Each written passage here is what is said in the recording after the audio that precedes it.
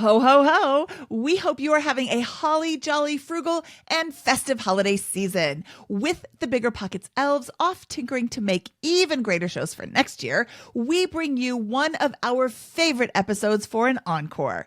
In this show, Brandon, the Mad Fientist, will describe why the 4% rule may be a bit too rigid, how to ensure how you'll have enough during early retirement, what to do during a market crash or correction, and why spending thousands of dollars on a coffee machine isn't such a bad idea. If you want to maximize enjoyment in early retirement instead of building a big bank account you probably won't use, stick around. Welcome to the BiggerPockets Money Podcast, where we interview Billboard chart-topping musician Brandon, the Mad Fientist. Hello, hello, hello. My name is Mindy Jensen, and with me, as always, is my saving overspending co-host, Scott Trench. Great to be here, Mindy. I always love to invest my time with you on BiggerPockets Money. I like that one. Scott and I are here to make financial independence less scary, less just for somebody else, to introduce you to every money story because we truly believe financial freedom is attainable for everyone, no matter when or where you're starting. That's right. Whether you want to retire early and travel the world, go on to make big-time investments in assets like real estate, start your own business, or become a Billboard Top 100 musician, we'll help you reach your financial goals and get money out of the way so you can launch yourself towards your dreams. Scott, I am super excited to bring the Mad Fientist back for round 4 of our podcast with him. He is always a delight to talk to. Since we've last spoken with him, he has been very, very busy. He's going to share with us what he was up to in these last few years. But we are here today to talk about the 4% rule, which I love, you love, he loves. Scott, let's give a quick overview of the 4% rule. Sure. So the 4% rule is a rule of thumb that says that for the periods that we have data on market performance for, if you started with a $1 million portfolio and you withdrew 4% of that, or $40,000 per year, in no historical 30-year period would you have ever fully run out of money over the course of that retirement, if you will. So it's widely regarded as a very, very conservative rule of thumb for early retirees. If you want to spend, $40,000, you need $1 million, and you're done. You're financially independent. If you have a 60-40 stock bond portfolio. If you want to spend $100,000 a year, you need a $2.5 million portfolio. And so once you know your spending level, you can quantify the amount you need to become financially independent. And today we're talking to Brandon, the Mad Fientist, as we mentioned, and he really kind of took that analysis to another level here, and he broke apart that spending. So let's say you want to spend $100,000 a year, you want a $2.5 million portfolio. This is a very comfortable financial independence portfolio. But let's say that half of that portfolio was discretionary spending. So those would be vacations, travel that you didn't need to do but would like to do. Well, in that case, you wouldn't quite need $2.5 million. You could get by with less, perhaps much less. Perhaps you could get by on a 5.5% safe withdrawal rate. So, for example, if you need a $2.5 million portfolio to spend $100,000 comfortably in early retirement, if you were able to say 50% of that's discretionary, and I'm willing to cut back in down years for the market, you could retire and still spend $100,000 with as little as $1.8 million, which is a $600,000 difference. It makes a dramatic difference in the time to early retirement for that individual. So these rules of thumb are very important, and the Mad Fientist brings 3 very simple rules to executing on what I just discussed there. So if once you have quantified your desired spending and bucketed it appropriately and realistically into discretionary for you and non-discretionary spending for you, then he has 3 rules that will allow you to retire with a substantially higher safe withdrawal rate. So first, while in a bear market, which is a market defined as 20% off of previous highs, just withdraw 0 for that discretionary spending. 2, if the market is in a correction about 10% below recent highs, then withdraw 50% of that discretionary budget. So if it was $100,000 in spending, $50,000 was non-discretionary, and $50,000 was discretionary, just spend $25,000 on discretionary items.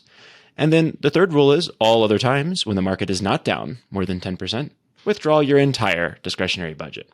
So very simple rules might shave off years in the journey to financial independence for many people. Very simple rules backed by math and data, not only from Brandon's big brain, but from Nick Majuli and his data and big brain too. They're not just making this up. They have run the numbers. They have discussed it ad nauseum. It is past performance is not indicative of future gain, but these two guys together have a really good grasp on the numbers, the math, the data behind all of this. They're not just guessing. And they wrote an article together, which was published at themadfientist.com, and we will link to it in our show notes. Nick Majuli, for those who don't know, wrote the excellent book, Just Keep Buying, which I highly recommend people go check out. And we got a chance to talk with him on episode 347 of the BiggerPockets Money Show podcast. So go check that one out if you're interested. And of course, you'll know Brandon, the Mad Fientist, from his work over at the Mad Fientist or his 3 previous appearances here on BiggerPockets Money. We are going to welcome Brandon, the Mad Fientist, back to the podcast. If you don't know who Brandon is, you have been living under a rock. He is the Mad Fientist, a man who delights in reading the overly complicated U.S. tax code and translating it into easily understandable English for all the rest of us. He has a website called The Mad Fientist, a blog, The Mad Fientist, and a podcast, the Financial Independence Podcast, where he educates people on financial independence. Brandon has appeared on the BiggerPockets Money Podcast, episode 18, episode 119, and episode 162. Brandon, welcome back to the BiggerPockets Money Podcast. I'm so excited to talk to you today. Yeah, thanks for having me back. It's always good to chat to you guys, and I can't believe it's been that many episodes. I wouldn't have said it was that many, but yeah, thanks for having me back again. I can't believe it's been that long since we last spoke with you. I know nothing has happened since then. Yeah, lots has changed. Well, can you give us an update about what's been going on since we last chatted on episode 162? Yeah, so biggest thing is we had a kid. So we have a 10-month-old son, and he's keeping us very busy, but very entertained as well. So that's been amazing, even better than I probably would have anticipated or expected. So that's the biggest thing. The second biggest thing is we bought a house. So we had been renting since we sold our house in 2014 in Vermont, and we just bought a house in Scotland, which is where my wife's from, and that has also been an amazing change, which has been a long time coming. We've been looking for a couple years.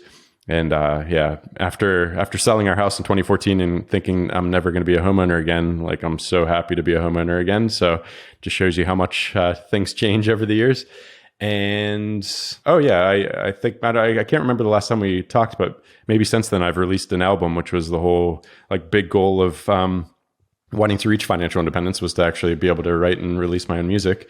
And I did that. So that feels still to this day like my biggest lifetime accomplishment, just because I know all the torture that went into it and self-doubt and all the things I had to do to actually release it. But yeah, that's out too. So there's been loads of stuff happening.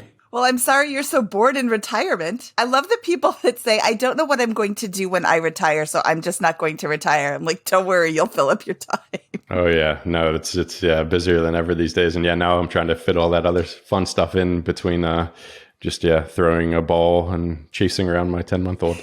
It's so awesome to hear that. Congratulations on your album, your little baby boy, and your brand new house over in Scotland. We should probably talk at some point. We could spend a whole episode on how the real estate markets differ in in Scotland and the UK versus the United States. But today we'd like to chat about first and foremost, an article that you recently published with Nick Majuli, author of Just Keep Buying, who we also chatted with here on the BiggerPockets Money Podcast. And you guys talked about the 4% rule and how the 4% rule is actually the 4.15% rule and now the 4.8% rule. Could you give us an overview of this work that you did with Nick and the conclusions you took from it? Yeah, sure. So it all came around because I had read his book, Just Keep Buying, and I really liked it because all his arguments were backed up by data and historical numbers and lots of charts and graphs and things that I love. So he reached out on Twitter, and I was going to have him on my podcast, but I'm not doing much podcasting these days. So when we were chatting on Twitter, he's like, hey, if you ever want to run a simulation on something or want me to dive into some data for you, just let me know. And there's always been this thing that's bothered me about the 4% rule for many years, but I'm very lazy. So I never dove into any of the, the thoughts that I had, because it was just something that was just in the back of my mind for so many years. So when he offered that, I was like, well, that's exactly the thing that we should collaborate on, because the 4% rule obviously is very big for FIRE people, because it lets people retire as soon as they hit that number, that 25 times their annual spending, which is 4% of their portfolio. So it's a huge thing in the FIRE community, but it's always bothered me because it wasn't made for early retirement, and it was made for standard retirement, which a standard retiree, in my view, is very, very different than an early retiree. For instance, Mindy's just back from a beautiful vacation in Hawaii with her family, and if the market was down 30%, maybe she wouldn't take that, and that's very different than saying like a 75-year-old who has fixed medical costs, fixed mortgage, maybe less flexibility, less of their spending is going towards discretionary spending. Yes, they need to have 4% of their portfolio, and they need to adjust that upwards for inflation every year. But the flexibility of an early retiree is very different. And I didn't feel that the 4% rule captured that. So I wanted to dive into the data and see, hey, if you do have a lot of flexibility in your lifestyle and your budget, what could your withdrawal rate be? And I assumed it would be quite a bit more than 4%. And in fact, it was. You have a really great chart that's super helpful in this article. Calculate your new withdrawal rate. You talk about your discretionary expenses, and it seems like the key here is to be tracking your spending. Sure. Well, yeah, that's a given for even retiring early in the first place, because you need to know how much spending you need to be able to have your portfolio cover. So yeah, that's the entry ticket to get in the game at all, is to have a good grasp of that, and to then be able to break it down into necessary and discretionary. That's important for this particular article I wrote, because the more of your spending that's discretionary, the more you could pull back when times are tough and when the market's tanked 20, 25%. And being able to do that means that your portfolio is going to have a lot more probability of lasting, because you're not going to have to sell when stocks are low. And you can maybe ride out a bear market and not really do any damage to your portfolio, because, the overwhelming trend is up and to the right for the market. And the only time retirees get into trouble is when they have to sell when assets are depressed. And some of your audience may be familiar with the sequence of returns risk. Sequence of returns risk is because you're withdrawing from that portfolio. So if you're taking out money this year and you're taking out a big percentage of your portfolio when markets are down, then that's going to really make it less likely your portfolio is going to last 30, 40, 50 plus years in an early retirement scenario. So like I mentioned earlier, tracking your spending is the entry point into the game at all. But yeah, being able to break that down into necessary and discretionary is helpful if you're going to do a more flexible withdrawal strategy like I talked about. So last year, I did an experiment where I publicly tracked my spending over the first 5 months of the year. I was going to do it the whole year, and I'm like, wow, this takes a long time. Yeah. But it gave me a really good idea of where I was spending. And I got some pushback from people. They're like, oh my goodness, you have so many categories. That's too many categories. And I mean, I did have a lot of categories. I had some, I separated it out from alcohol and beer at breweries and, parties, because I have parties in my backyard. But I did that on purpose, because those are the things that I can absolutely cut out, no problem whatsoever, if the market takes a huge tank and I need to pull back on my spending. Great. Not having parties anymore, not drinking alcohol anymore, not, traveling anymore. I think it's really important to have, like, maybe you don't have to be quite as granular as I was. You could just have, necessary spending and discretionary spending in your two buckets that you're tracking. But I do think it's important to track what is necessary and what is more frivolous, so that if you do need to pull back, if you need to spend a little bit less, you can figure out how much is in there. I love your chart. I'm looking at it right now. I'm like, wow, if I have 70% of my expenses are discretionary, I could spend 6.5% withdrawal rate and have a 98% success rate. Yeah. So Nick put that heat map together. So after you ran all the stuff, he put that heat map together, which I thought was a great way to visualize it because you can see that, the 4% rule isn't 100% success rate. It's around a 96% success rate, which again, nothing's ever going to be a sure thing. Like the future is not going to be like the past and things are going to be different. So shooting for 100% success rate is very, I think, foolhardy just because it's not necessary. Like you're going to be flexible enough to maybe deal with those scenarios if you happen to have the worst luck that there ever was. And so looking at that heat map is very eye-opening because it shows you it's like, okay, the 4% rule assumes 0% discretionary spending because it assumes that all of your expenses are going to be adjusted upwards for inflation every year. And it just assumes that you need to spend the exact same amount in real terms every year for the next 40, 50 years of your early retirement. But if you're someone like me who has over 50% of their budget is discretionary, travel, eating out, going to bars, restaurants, things like that, over 50% of our spending was discretionary. So you could have the same probability of success with 50% discretionary spending with a 5.5% withdrawal rate. So that's a pretty major jump. So to put it into early retirement numbers, so say your spending is $40,000 a year with a 4% rule, that means you have to wait until you have a $1 million portfolio to be able to retire early. But if you have the flexibility that I talk about in the article and you have 50% of your spending going toward discretionary expenses, you'd potentially only need to save up $727,000, which, that's like a quarter less than that you would have to save in your entire career, and you could retire that much earlier. Again, it comes with caveats because there's no free lunch, but the article itself was more just like a thought exercise to get people thinking about it and not to be so freaked out about, okay, I need to save until I have a 3 or a 2.5% withdrawal rate, and it's just overkill.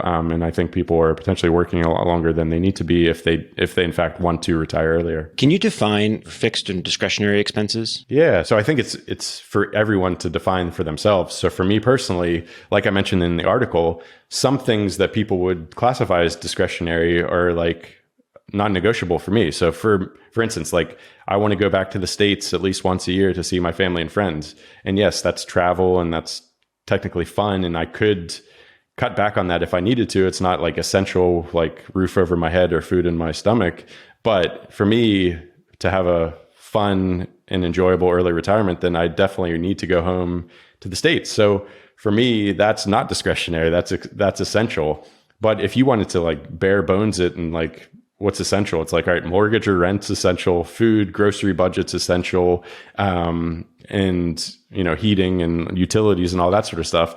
But that's the thing with this method is that you can just define that yourself. And for me, some things like going out for dinner once a week, I think that's going to be essential for me. Just not now with a 10-month-old, but may eventually get back to that because I do enjoy it, and it just adds to a really varied and interesting life. So yeah, at the default level, essential is the things that you have to live with. You can't live without, but for this strategy, you can define that however you want. That was one of the things that I thought was really interesting about this, because my mind immediately leaped to, okay, how do you take the conclusions that you guys put together to their logical extreme and say, what does that mean, right? So what is discretionary? What is fixed? Well, let's say that you're thinking about house hacking, for example, and you buy a duplex and the other side covers your mortgage. Well, now you don't have any fixed expense for housing, potentially. If you've paid off car, you have no fixed expense for commuting, maybe just a little bit of the insurance and gasoline there.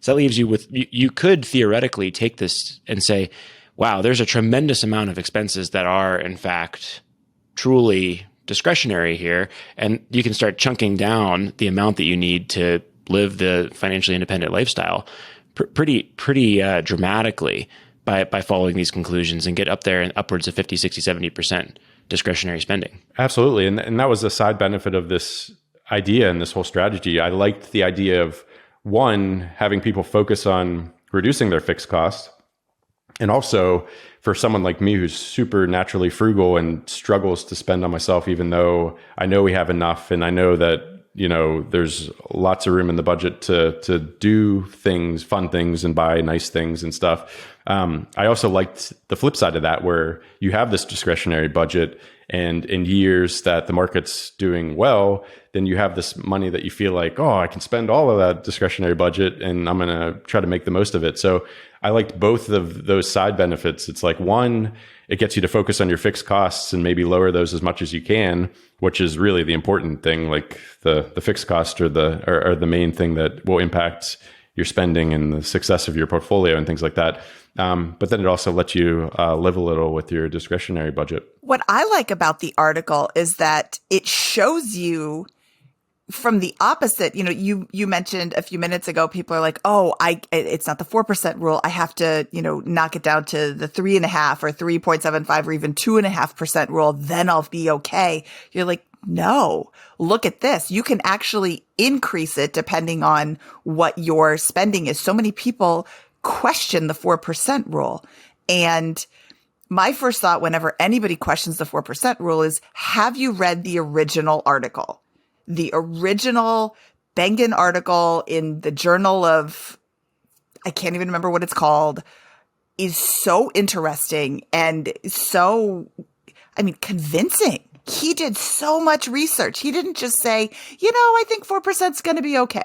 He did so much research and, insert the past performance is not indicative of future gains, but he's so smart. And this is not the, what can you squeak by withdrawal rate? This is the safe withdrawal rate. Worst case scenario.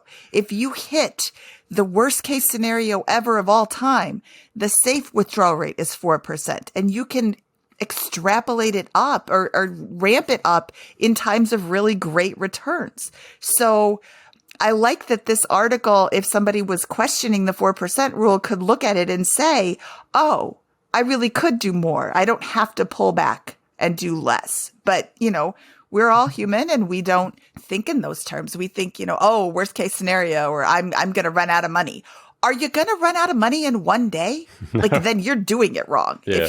You definitely didn't save enough if you're going to run out of money in one day. But Brandon, do you continue to look at the market? Do you continue to keep an eye on the market, even though logically you don't have to? Oh yeah, big time. Yeah, it's still an interest to me. I would be better off not, because what's the Fidelity study where it was like the dead people and the people that forgot they had the account were the ones that performed the best because they weren't in there messing around with it.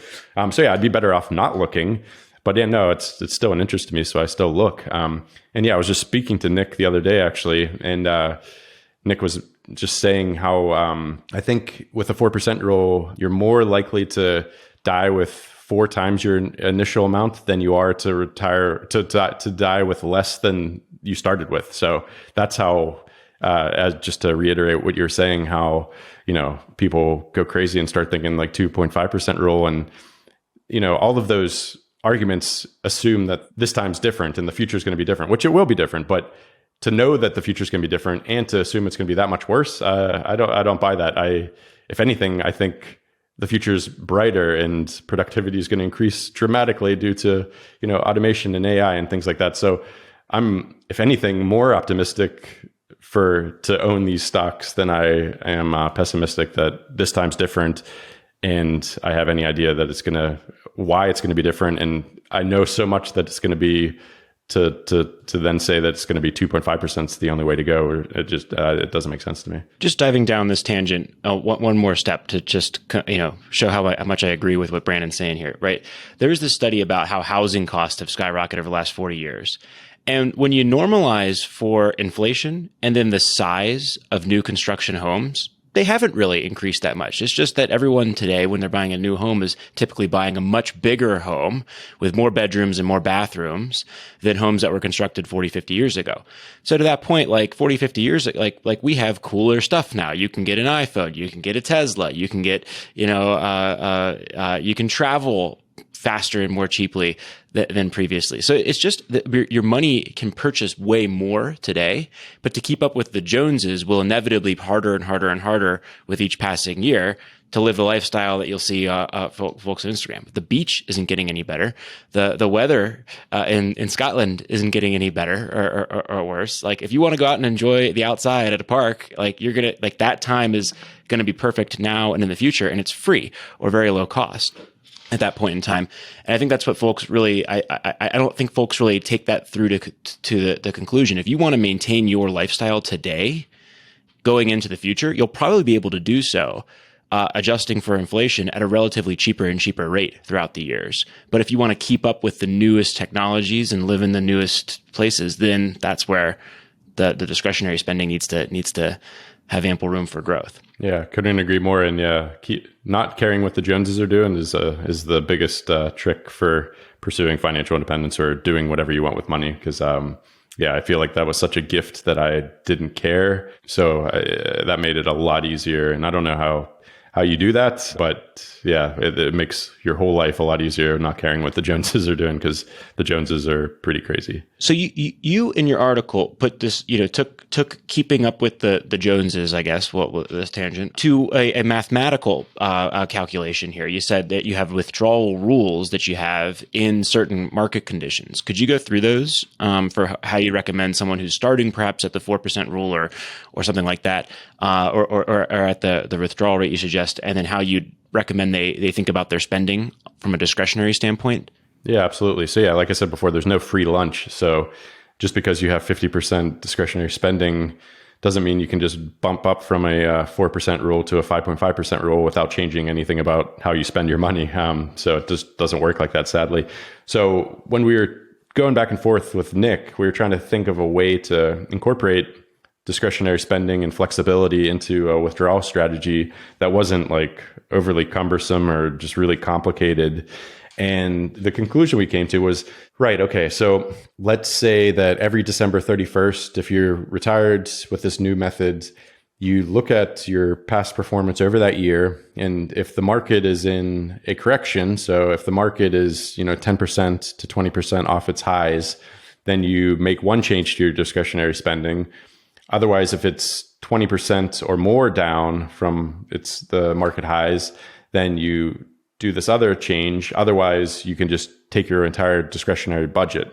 So to go back to the scenario of where your 50% of your spending is discretionary, this is how it would look. So say you spend $40,000 a year, 50% of that is discretionary. So that means your essential spending, which is $20,000, that's going to just increase every year with inflation, because we figured, this is essential stuff. So it does have to keep pace with inflation. So if you're renting, you're going to have to keep pace with rental inflation.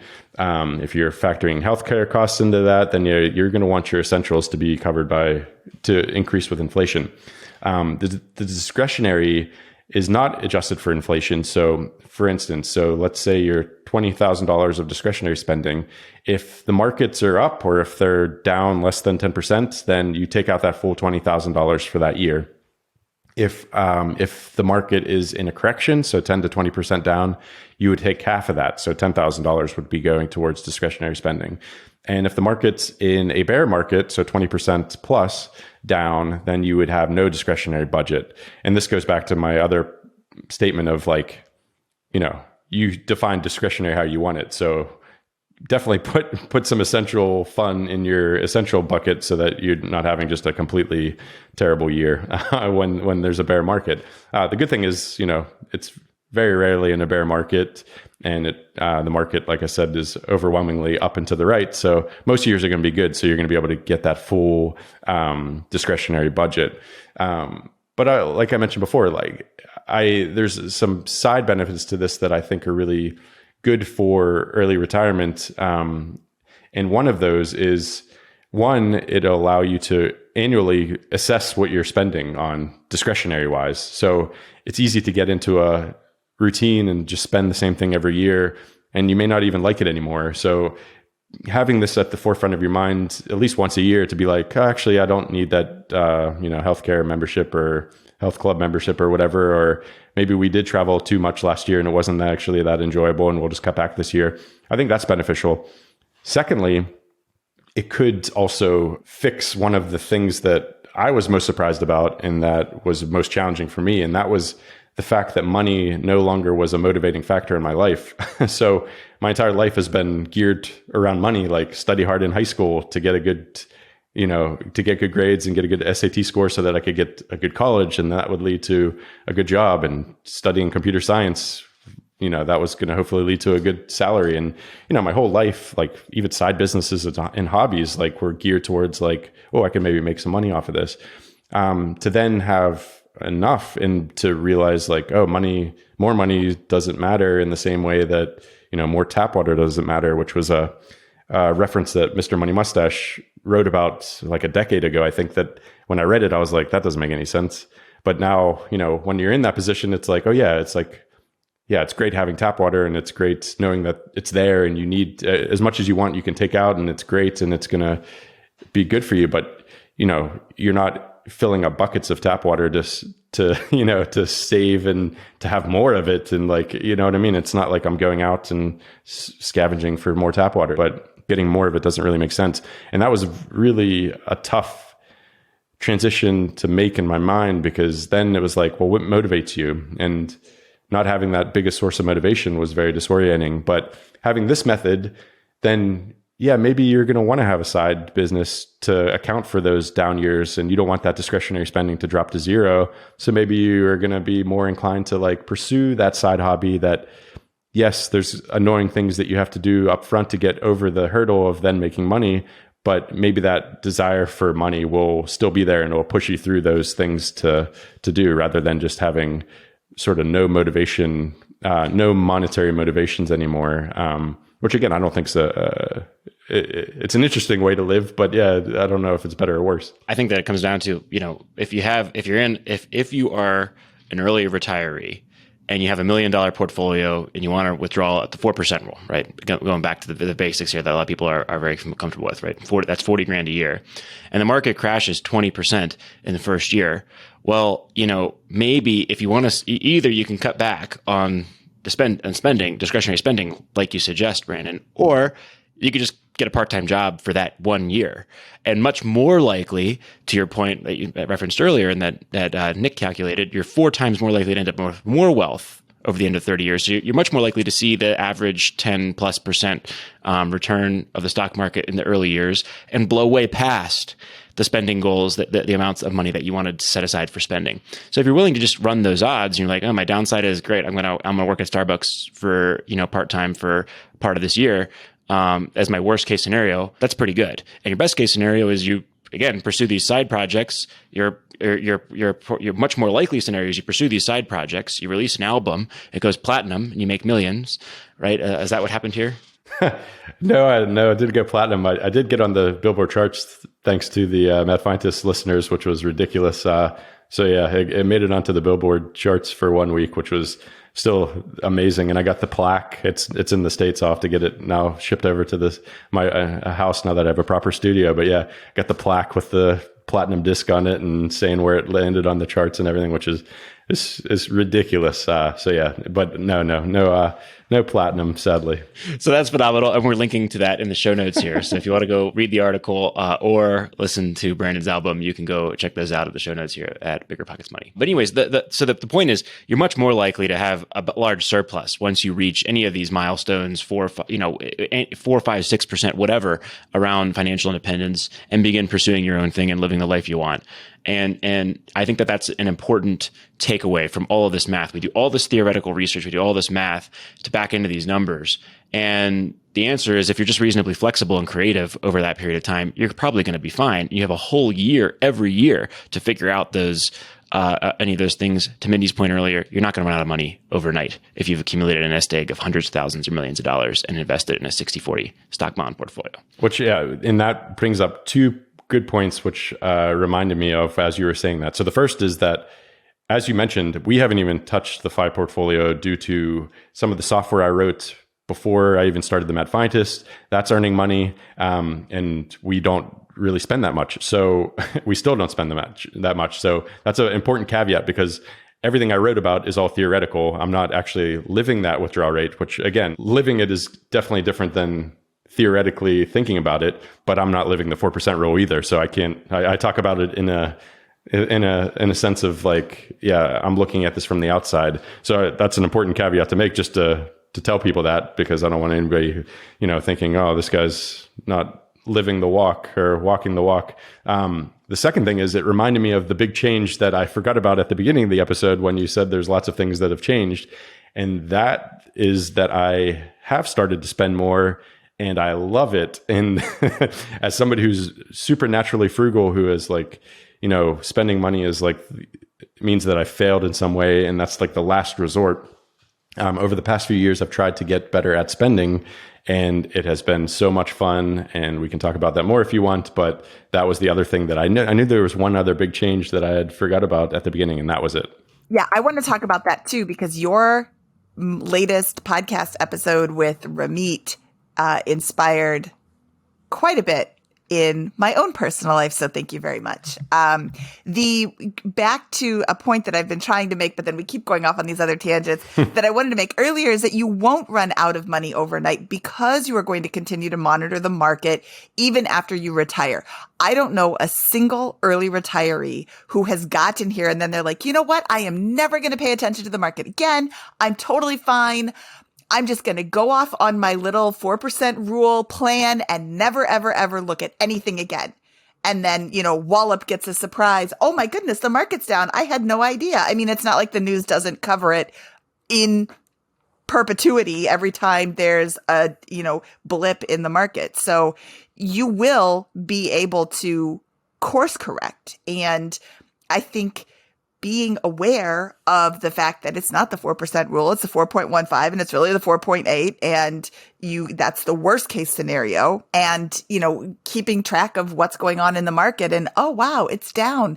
Maybe I'm not going to take that epic 3-week trip to Hawaii with my family and spend like crazy because the Mad Fientist and Ramit told me to. Maybe I'm going to pull back a little bit. Maybe I'll just go to LA, or I'll go up to the mountains of Colorado. Or maybe you'll have a epic 3-month trip to Thailand, and you'll come back having spent less than you would have had you not gone anywhere, because you're young and you have flexibility and you are adventurous and you're all these things that maybe a 85-year-old retiree is not. And that was the whole point of the article. Yeah, I love it. So we cover all this math. We cover all of these reasons why the 4% rule and these other rules of thumb make it so ultra conservative. You should really be going higher than that. Why is it that no one?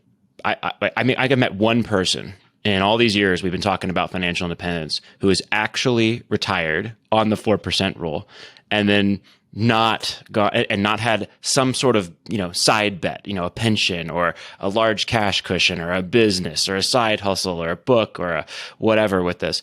What do you think it is about, the amount of energy that's been devoted to reassuring us on this number, and the fact that if you talk to any early retiree, essentially, none of them have actually left at the 4% rule. They all have an ace in the hole. Because they're all overachievers. Yes. Yeah. Big time. Personality. Yeah. I think, if you've been able to do this in your 30s or 40s or 50s or whatever, then yeah, you're an overachiever, and you're obviously very interested in things, and you research them and you take them to the extremes if you think you can, and you're just wanting to do something else as well. So when you can do something else without having money being the thing that drives you, then you can make decisions that nobody else makes. And like, for example, with the Mad Fientist, I post maybe once every 3, 4, 5, 6 months. And that's like every how to make money blogging tells you that's the worst thing you can do. You have to do every week, or you have to be consistent.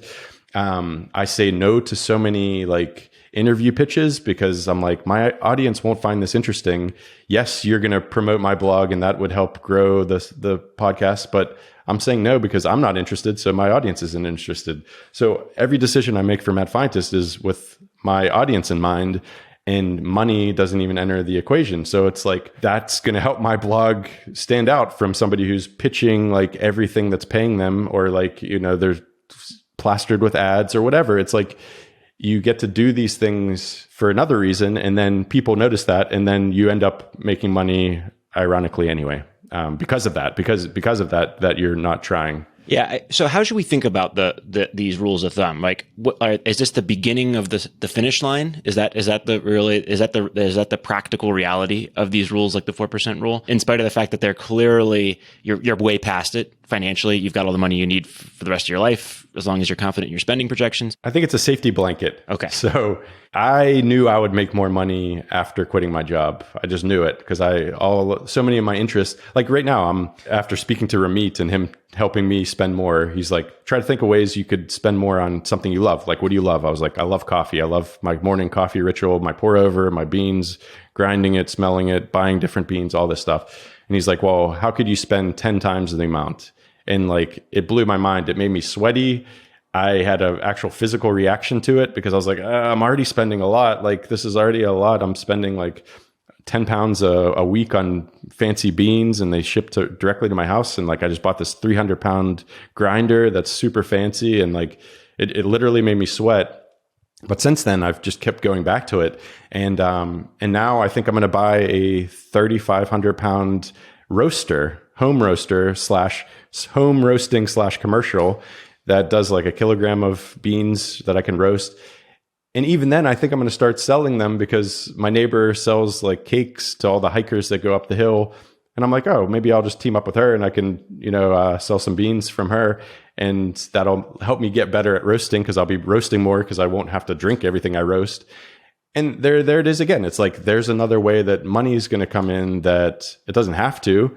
And it's not going to impede on my enjoyment of the roasting hobby, but it's just another way that it's coming into my life that, I wouldn't have expected. So anyway, so I knew that I was going to be making money some way because all of my hobbies have logical ways to make money, I guess. But it's a safety blanket. Like someone who's so risk averse that they're saving 70% of their salary, they need to know that if everything goes wrong and I'm, confined to my bed and I can't go out and make money, or I can't make money on the internet or anything, then I'm going to be okay. And that's what I think the 4% rule is these days. And I think the people that need a 2.5% rule need a really thick safety blanket that's just overly excessive, and they're just going to be too sweaty under that safety blanket to kill the metaphor finally. Love it. So this is a great segue into talking about the idea of spending more and all of these concepts that I think are really hard for a lot of FI people. And I can see a lot of people who are listening who are not yet financially independent rolling their eyes at this problem. So I want to go back 1 second here and ask you about the arc here, right? You started out and you were very frugal. Like, you saved a large portion of your income, and that's how you built your wealth. You amassed a large number of interests in various things. You have music royalties, you got the Mad Fientist blog, you've now got your coffee roasting enterprise. All of these items are contributing to your wealth. And now you have this very large surplus, I'd imagine, that enables you to spend more. And you've got to shake these habits that got you here to make the most use of the wealth that you've created here. Do you think that's the arc that people should set themselves up for? Or do you think that there's do you think that the necessity, or that being so frugal and so extreme in the early days, is a necessity to give you the ability to have these problems about letting go and spending more today? Yeah, no, that's a very interesting question. And I think you have to know yourself. So if you're a naturally spendy person, then this conversation seems crazy to you. But I know for the FIRE community, and I know Mindy and her husband are right there with me when it comes to not being able to spend, even though they probably could. I know this is definitely a much more prevalent situation for FIRE people. So yeah, I think first is to know yourself. And if you're naturally spendy, then, don't just let yourself go crazy. You really need to dial that in. But yeah, for someone like me, who is looking back on his journey to financial independence, and now after that with the surplus, I'm lucky in the sense that there's not a lot of regrets getting to FI. My wife and I traveled to 50 countries. We did it cheaply, and we were really good at travel hacking. And so it didn't break the bank, but we didn't sacrifice those experiences, which I'm really grateful for. And really the only thing I regret about my entire journey to FI was missing out on a few bachelor parties with my buddies in my 20s, because like I lived in Scotland, they lived in the States. I wasn't going to fly to the States a month before the wedding and then fly back for the wedding. You know, I wasn't going to fly the month before for the bachelor party. It just seemed crazy to me, but I can't get that time back. And a book that I only recently read that I wish I had read in my 20s and 30s was Die with Zero. And that was after I published this episode with the Ramit, and a lot of Mad Fientist readers were like, you need to read this book. And so good, because it talks about like how there's like a season for everything. And, you know, I'm not going to get that drunk 20 idiot time back with my friends. And I'm not in those stories where they all were 20-year-old drunk idiots together. And I wouldn't want that now in my 40s. I could have a half a beer and then I'm going to fall asleep because I got a 10-month-old. So in that sense, I wish I had just relaxed a little bit. But also, spending is a skill, and I did not have that skill, and I'm only developing that skill over the last 2 or 3 years as I've actually worked on it. So I think I could have let my foot off the gas a little bit during my time to FI, and I could have exercised that spending muscle a bit to figure out, hey, what is worth spending on? And I just thought all spending was bad. Whereas now I'm like, wow, some of this stuff is really making my life better. Like some of these things that I'm buying, which I always hated stuff, but man, some of my stuff is like, it makes me so happy every day. And then spending on experiences as well, like elevating some of those experiences has been really fun. So yeah, so I think I would have eased off the gas a little bit, maybe taken a little bit longer to reach the 5 goals and everything. But I'm thankful there's not too many regrets. Okay, you just said 2 things that really, really hit hard. You said, I thought spending was bad. And I hear you. I feel you. I totally identify with that. And I'm just starting to get over it. I can't tell you how timely and helpful your episode with Ramit was, and how seen I felt from that episode. Thank you so much. When he told you to start spending more, 10x, I'm like, I'm sweating too when you're sweating. You said, but some of this stuff makes my life better. And I have never, until like, what is that phrase? I was today years old. I was, I don't know, a month ago old when I started realizing that spending isn't bad if you can afford it. And some of the stuff that you spend makes your life better or more enjoyable, or, you just like it. And it's okay to spend money on something that you enjoy. And spending is a skill, and it is hard to make that very big change. And then right after your episode came out, Pete had an article about buying a Tesla. He just spent $50,000 on it. Did you see the hate he got from that? No, I didn't. People were so mean. I mean, some people were like, hey, good for you. And some people were like, oh my God, I'm never reading your blog again. I can't believe you would be like this. Why do you have to, and by Pete, I'm sorry, I mean Mr. Money Mustache. Why do you have to be so hate-filled? He clearly can afford it. He's not, simultaneously on food stamps and spending money on big fancy things that he can't afford. He's got lots and lots of money that he can afford to buy this car, no problem. Yeah, so that makes me think of 2 things. First is that's sort of why I've stepped back from the fire community over the last few years, because at first, when it all started out, like it just felt like all these people like doing really interesting things, like breaking the mold, going against common knowledge and doing them, and that was very exciting. And then it got so big 2018, 2019, and now it's so big that there's a groupthink within the fire community that, like, why would Mr. Money Mustache get hate for making a choice when everyone knows he's very good with money and he's responsible and he's able to do what he wants with it. And it's getting to be like this groupthink, and now I'm rebelling against the fire community. So it's like, when I started, I felt like I was rebelling against common financial knowledge. And now after fire's taken off so much, I feel like I'm rebelling against fire because, yeah, every individual is different. And like, nobody should be judged for any decisions they're making because you don't know what goes into those decisions. And especially someone who's as knowledgeable and intelligent and as Mr. Money Mustache is, it's like, why would you go against him? And the second thing is the Tesla has always lived in my brain as something that, I feel encapsulates this problem more perfectly than anything else. So I happen to know Mindy and her husband very well. And I know her husband has invested in Tesla way back in the day and probably made enough just off that one investment to buy 50 Teslas. And he's obsessed with Tesla. He's obsessed with EVs. He reads about them all the time. And yet he still doesn't have a Tesla. And I think my work can't be done on this topic of like freeing people from the chains of their past frugality until Mindy and her husband get that Tesla, because I think that just epitomizes what I'm currently now trying to fight against. I love it, and I think, but I don't want to lose sight of the fact that the journey to financial independence starts for most people with this pretty extreme bent on frugality, and it's consistent across all three of us. For sure, right?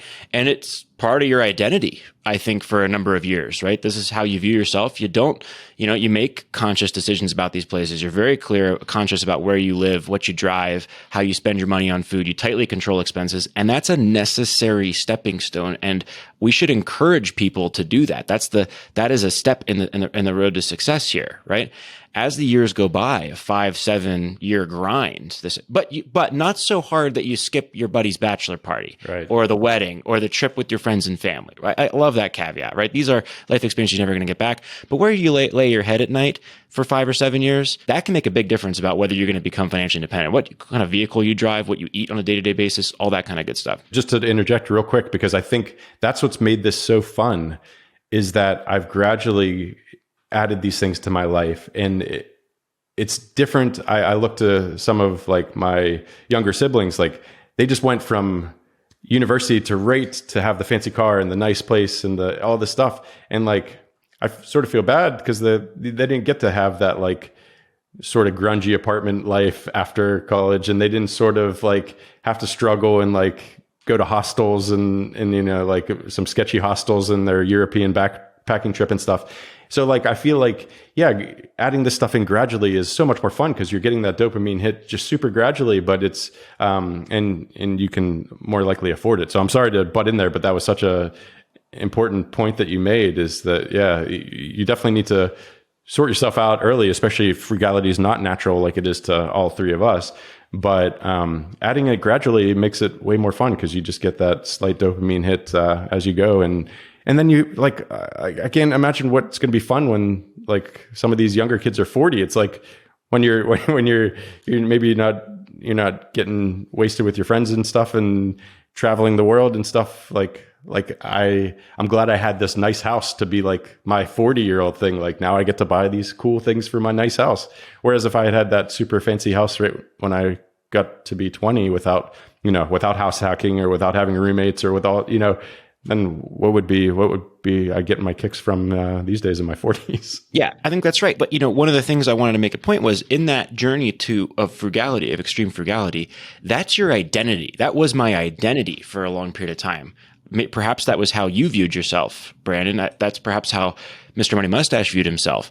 And then after a while, that ceases to become important. Like it's just not a relevant factor in your life to be frugal. There's a huge pile of surplus money. The tap, if you leave the tap on, because it's flowing water, right? The metaphor we were using earlier. Like for an extra few minutes to fill up your water bottle with a little bit excess, like that's great. Like you can do that. And so that changes. And I think that folks ingrain too much of the like frugality thing is like this lifetime concept in there that then they lash out in the financial independence community at the folks that are starting to spend more, right? Which will happen inevitably if you just spend less than you earn and continue to invest. The pile will grow bigger and bigger and bigger after you hit the 4% rule, for example. Once you get to the beginning of the end, whatever we called it with the 4% rule, the safety blanket. That's exactly right. And that's one of the issues I see with the FIRE community, because I had that struggle, just me personally, without a name for it. But now there's a name for it, and now there's a community, and now there's a Reddit subreddit that people are going to judge you for all these decisions. So it's even worse. So for me, it's taken a lot of years and thinking and like actual like dedication to try to unwind some of that natural identity association with frugality.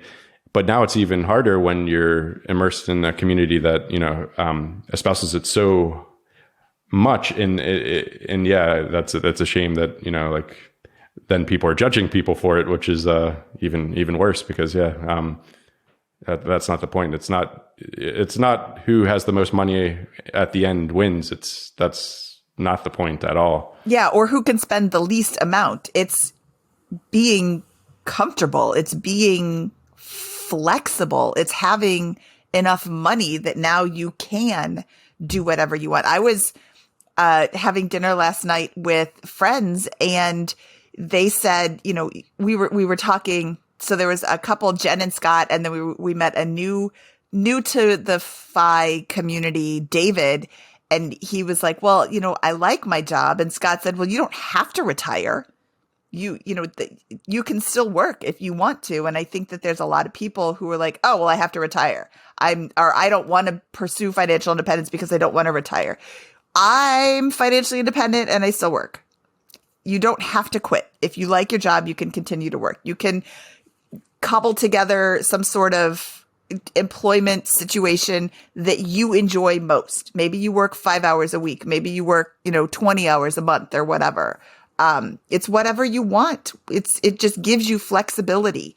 And it isn't about, how little can you spend. Although I do find enjoyment in Jacob Lundfisker's extreme frugality. I find it fun to voyeur through him, but I'm not going to go that route. But I also don't think that he minds it either. Like, I think he really enjoys that. That's not something that he's doing and he finds pain in it, but he keeps doing it anyway. I think the lesson is go all out. Give yourself this problem, right? In life. This is the kind of problem that you want. And get to that 50, 60, 70% savings rate, but don't get so wrapped up in that as your identity that at the end you can't evolve to living the lifestyle that you want and make yourself happy, right? There's more to life than having a large pile of money and continuing to spend like you're a college student, at that point. But again, if you want this world of financial independence, you have to go through that phase to a certain degree. And we can't forget that either, sitting on our relative high horses here after having gone through that grind individually. No, I think that's a fantastic point. And that's, exactly. All of life has to be an experiment because we're so bad at knowing what makes us happy. And I definitely took it way too far in the frugality space. And I definitely pushed that boundary. I tested it and realized that was way too miserable for a long-term life. And now here I am on the other side. And you're right, the sequence does matter. Don't test the fun spending side and see how far you can go in that without first testing the other way. So you're absolutely right. The sequence matters. First test and find your boundaries on that edge, and then slowly start adding things back in that you think could benefit your life, and then get used to that spending and get used to using money for that reason. And then hopefully one day you'll be in a situation where you're able to then test the other boundary. And it's way more fun than I thought it would be. And it's way more challenging than I thought it would be because I haven't ever hit the targets that I've set to try to test that other boundary yet, because I'm so used to being that frugal guy, and old habits die hard. I love how Ramit told you to spend 10 times the amount of money. And so you bought a coffee roasting business, essentially. So I haven't told him that old yet. Habits die hard. Because I haven't bought it, but I'm definitely gonna get back in touch with him because I wouldn't have thought of that otherwise. So we'll see how it goes. Well, Brandon, are there any other things you want to share with us before we kind of wrap up here? No, I think we covered so much of what I've been thinking about recently. And I appreciate you guys getting me on the show to talk about it because, it helps with my thinking as well and my plans for going forward. Because like I said, it's all an experiment. I don't have the answers and nobody does have the answers because it's so individual. So you have to find the answers for yourself. Okay, Brandon, it's always delightful to talk to you. Come back anytime, of course. But where can people find you before you come back again? Okay, so the most important thing to go to is madfientist.com/album, because there you can find all the music stuff I'm doing, which is what I'm really super into after leaving my job, and hopefully going to start playing some live shows. So if you can follow me on Spotify and stuff, that all helps with booking gigs. So then we can meet up in your hometown and we can talk about finance stuff over a beer, but at least then I'll be there with the music stuff, which would be super fun. So yeah, madfientist.com/album. But you can find me anywhere that Mad Fientist exists, because that's me. It's a made up word. So I'm Mad Fientist on Twitter and Facebook and madfientist.com. And yeah, that's everything, I think. So thanks for having me again. It's always great chatting to you guys. And where can we buy the beans? The Mad Fientist Coffee Roastery? Well, yeah, that'll be very local. So it's a very small village in Scotland you'll have to come to. But I'll see you at one of my shows, and I'll tell you where, and I'll maybe bring some beans with me. Awesome. Okay, I'm going to hold you to that. Okay, thank you, Brandon. This was so much fun, and we will talk to you soon. Thank you so much. Thanks again, guys. See you. Bye.